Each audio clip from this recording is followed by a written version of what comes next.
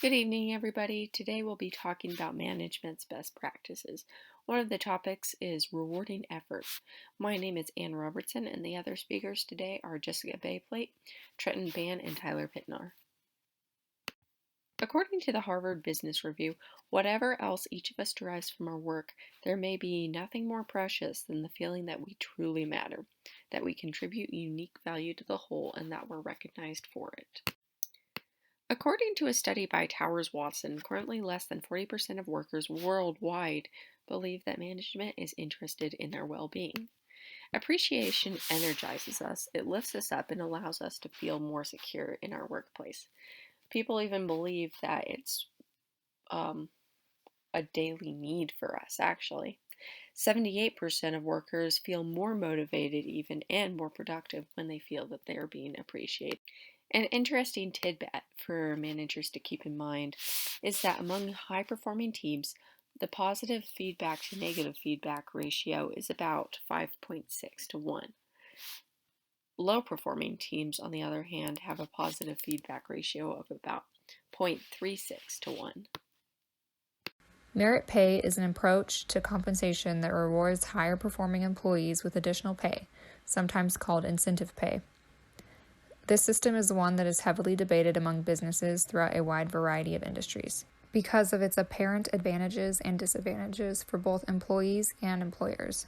Statistically, merit pay is one of the most effective methods for motivating employees to perform at their peak, which allows them to achieve higher levels of productivity. Merit pay can aid in retention because not only will employers know who their best employees are and do what they can to keep them, paying based off of merit also keeps skilled employees motivated. Lastly, merit pay clearly communicates company objectives. Merit pay also has its disadvantages. It has the ability to disintegrate team unity, because if everyone is in it for themselves, then personal goals may become more important than team goals.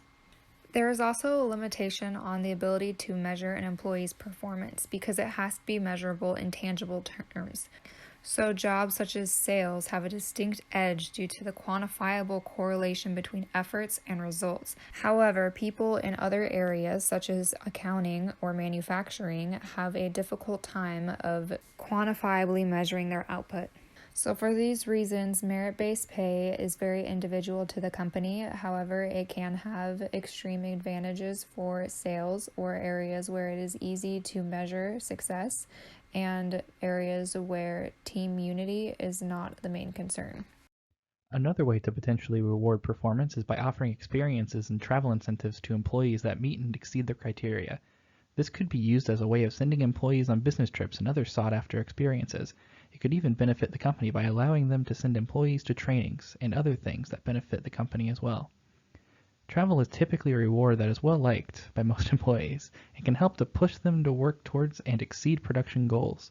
There are drawbacks to travel incentives, though, as it could lead to some employees seeing it as a way for the company to get more work out of them instead of as a reward. There are also more legal processes that must be considered when a company wants to send an employee out on travel. Another popular way of rewarding effort used by many companies is giving extra time off. This can be implemented by offering a flex schedule to employees and allowing them to choose when they work. This approach might not work for all industries, but it can be beneficial for individual contributors. A company can also offer extra paid time off for those that reach and exceed milestones or goals. This gives an incentive for having a higher productivity and potentially helps to keep projects on schedule. You could also use this to reward good habits, like showing up on time or not accruing absenteeism. This helps the team too, as people will show up on time, eliminating potential downtime by being short a person. The major drawback to offering extra time off is that it could impact the availability of the team's resources. Employee recognition has many positives. However, it is not a perfect system. There are a few downsides that come with it. There are certain limitations to this strategy. In some workplaces, performance may not be clear-cut. For example, a cashier doesn't have a lot of ability to exceed standards, so it'd be hard for them to get recognized. Another drawback to this is employees may develop a sense of entitlement. This can lead to unhealthy competition and stress. These drawbacks can compound into resentment. Some employees may dislike their more recognized coworkers, which can lead to poor cooperation. This may be seen as a way to manipulate employees. Employers could dangle recognition in the face of a worker to get them to do something that is outside their normal job requirements. This may lead to favoritism as well. This practice tends to reward revenue-generating employees. Management will know who earns the most and may look past other less-earning employees.